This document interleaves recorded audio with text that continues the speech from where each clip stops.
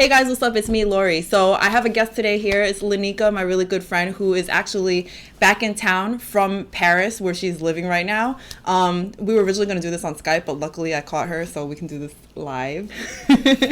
But we're going to talk today about your story of how you became a world traveler and, you know, an expat and all this interesting stuff that I think a lot of people find amazing. So why don't you start off by talking about like what your experience with traveling was when you were young? So I did family trips and then after that I just would do like girl trips and go to Martha's Vineyard and go to different places. But I didn't fly.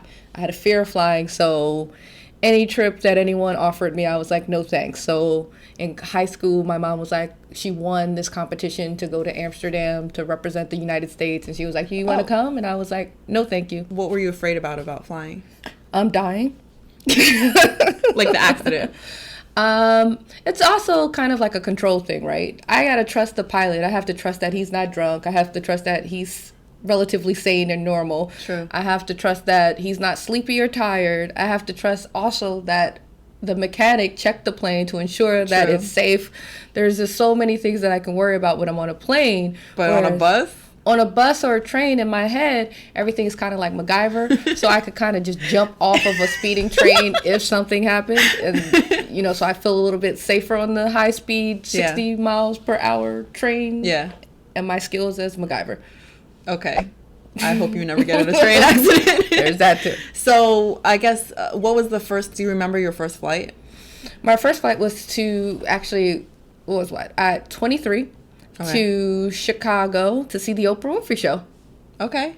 I did an internship at Oprah Magazine, and I asked Oprah's friend Gail, who worked at the magazine, if I could get tickets for my family. So it was a full family trip. It was not a full family trip because people watching it will be like, wait, I didn't go. What you talking about? So it was one of my aunts, it was my mom, and it was my grandma. So how was it though? Like, did you freak out? Did you regret it? I prayed it was fine. I mean, when it's your first flight, you don't know what to expect, so there's less of a freak out. But I was like, I'm not going to do that again. Mm-hmm. And probably I didn't do it again until a girls' trip to Miami for my 27th, 28th birthday. Okay. Before you start telling about your kind of international phase of your life, like what was your attitude up until that point about travel? Like, were you curious? Like, and was the flight just holding you back, or were you just kind of like, you know, was your mentality different back then?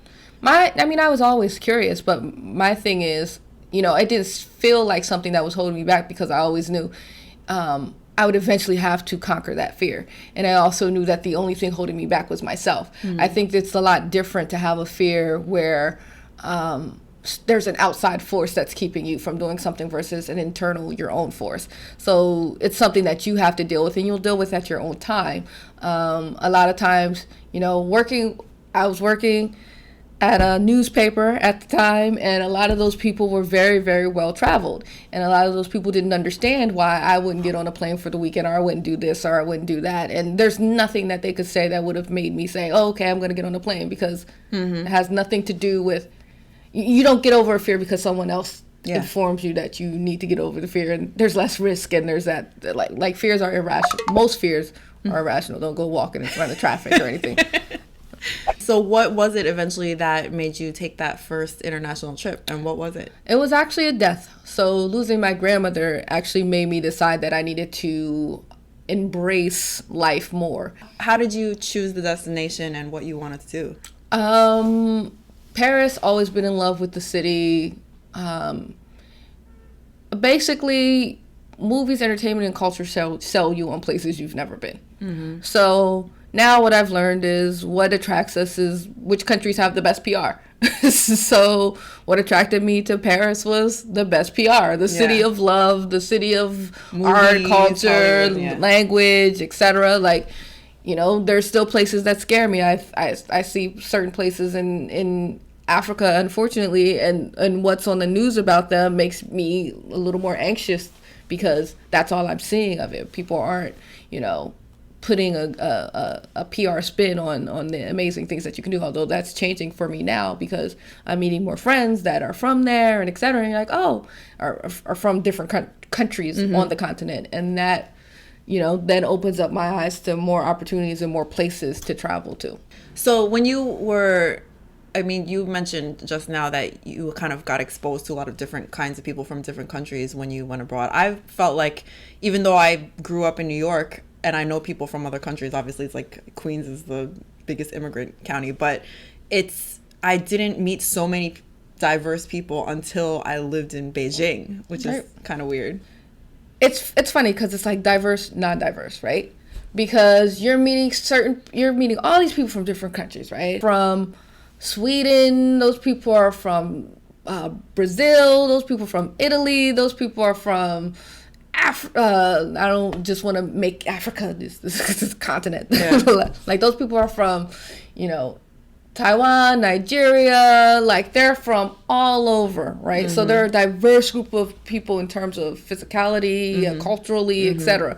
But what makes them very similar and actually non-diverse is the fact that we're all doing the same thing. Because they're people with wanderlust, they're people who leave their country.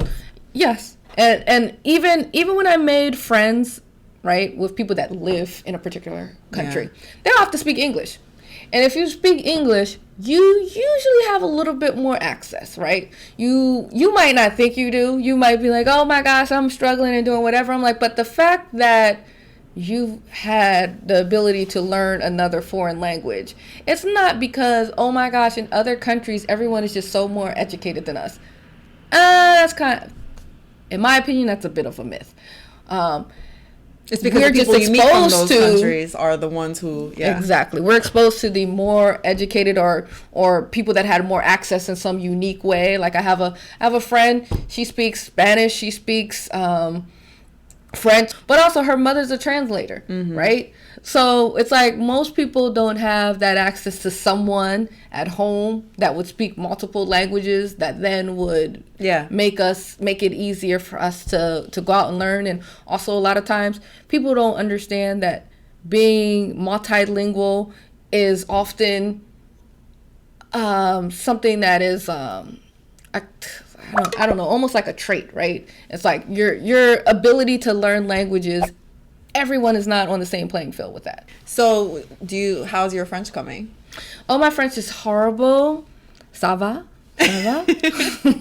You're studying French now. I was studying French. I put in a total of 8 weeks. Probably in week 10, it would have hit me and I would have been better.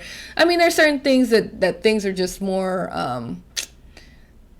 it's easier for me to understand what someone's saying to me sometimes, depending on how fast they talk but in class, it's easier for me to understand, oh, teacher, you asked me what this is and what this response is, than for me to formulate a response. When you first went there, did it scare you at all that you didn't speak the language?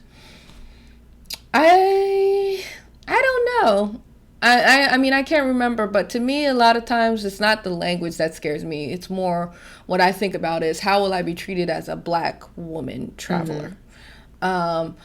What if I make the mistake of going to a country that's racist and I'm sitting there like, oh, okay, KKK, I don't know how to actually communicate with you, Nazi member, and I don't. Yeah. So it's like, I don't even know what you're saying, right? You're sitting there saying something to me, you're like, oh, blah, blah, blah. And I'm like, oh my gosh, did you ask me for a hamburger? I don't know. But even your first trip was a pretty long trip.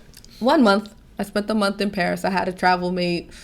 We did 3 days in the UK in a lovely neighborhood, actually. It was awesome. And then, but I was like, London is so clean. And then someone told me, you were in like the wealthiest part of London. That's why you think that. I'm like, I got a good Groupon deal then, because I was living at somebody's house, a widower who had this like beautiful home in some park neighborhood where. How much money do you have to save to go on a month-long trip in Europe? Money questions.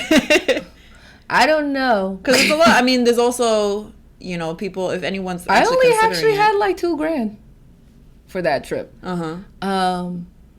We had someone. Including the flight? Not including the flight. Oh, so it's like $2,000 of what you spent in addition to the flight. I don't know the total amounts of what I spent, but I know that when I went, I had about $2,000 because I was still getting paid though. Yeah. Right. But I think the total in my account at that time was probably like $2,000. What kind of like, if you don't mind sharing, like what kind of job setup did you have that you could still get some income while you were traveling? I was writing a blog at 4 a.m. in the United States that I then was writing at noon abroad. And so Basically, my salary for that was poverty level, but But it was still income. It was income, and it gave me freedom. What made you decide to actually Go to stay Paris. in Paris? Yeah.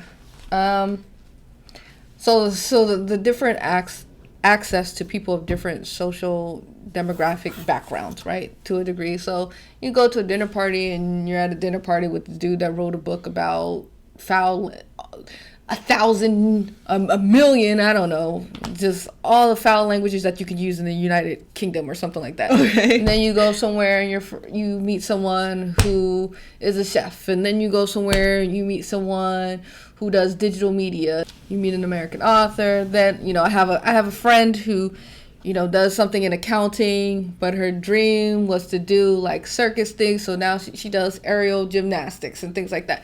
Not that you don't meet different people doing different things in New York, but for the most part, your friends are based on your work or your school. So you all kind of do similar things. You can either embrace your difference, or you can choose to like go to war for your or you can find the perfect balance, right? So for me, when I'm in France, I have to debate whether people are going to come to me and they're going to talk about Africans, or they're going to talk to me about other black people, or not even black people. They will talk about Croatians. I've been warned about people from the Baltic Sea area. I'm like, I don't even know who the people are that are from near the Baltic Sea area. They're going to complain about the gypsies. And so you can either choose to pretend and ignore it, or you can put people on alert and challenge them. So, right, if someone says to me, oh, it's okay, it's fine, we talk about the gypsies. Everyone in Europe talks about the gypsies. Actually, that's what drives me. I'm not okay with that. And I'll call you out on it. What drives me crazy about being like almost anywhere that I've been outside the U.S. is that people think that racism is exclusive to the U.S. People think racism is exclusive to the U.S. because the U.S. citizens are more vocal. Yeah, we'll talk about it. Just like people, even though we don't even do a good job of just it. like people think Americans are dumb because our dumb people have reality shows and they watch them, and it's like, well, our dumb people are just a little more entrepreneurial than your dumb people, so we ain't heard of your dumb people. You know what I'm saying? Dumb people everywhere. Exactly. There's racists everywhere. Yep. What you also learn are people. Yeah. Wherever you are, and you also learn from travel. You are who you are wherever you are. So if you become that person that's willing to allow people to talk about XYZ people because you just want to be so happy you're in another place, that's who you are. Yeah. You're that person that's willing to overlook discrimination or racism for the sake of being comfortable. I'm not that person. So I will challenge people to talk about racism in a hostile setting. But I'll also be sympathetic to people that live in a monolithic culture that don't know any better. What are like a few things that you would recommend for someone who's like never traveled abroad and is thinking about it? This is just really a tough question for me, because for me, I think the only thing that you really need is curiosity if you're traveling abroad. I think you need to be open to new experiences. You need to be open to making mistakes. You need to be open to like sitting outside feeling all sad because like you're just like, I just didn't plan or do anything. It's true. You should kind of be emotionally prepared, but before you've ever done it, it's hard to even know what that means, I mean, you have to keep in mind that I'm not a person that's very organized, so I didn't go particularly prepared. I knew that I would check in with someone on a daily. I think that that's important for travel to ensure. I think travel insurance is important if you're traveling somewhere, because if your flights are delayed, you got travel insurance. If you lose your laptop while you're away, you have travel insurance. Like if you die, where'd you get travel insurance? You have travel insurance online. You do a travel insurance search, you pay like $30. It's the best $30 that you will ever pay. How can people, would you like or mind if people followed you on social media and everything? You can follow me at Lanika Little at Instagram, but it's not that thrilling. So you'll probably be like, look, why? People want to follow your travel? My phone is broken, and you'll be like, damn, her pictures are dark. But I also have an Instagram account, Suitcasing, SUITCASING. I need to get back on like putting pictures on it, but Suitcasing demonstrates some of my travel. There's a travel group called Travel Noir, and it's about black travelers, and it's one of the most like popular, successful travel groups that are out there. They have an Instagram account. Oh, okay. And they also have a website, Travel Noir, and they do group trips. And they share just amazing pictures. Okay. All right, cool. Thanks. So I will see you guys again next episode, and thank you for joining. Bye.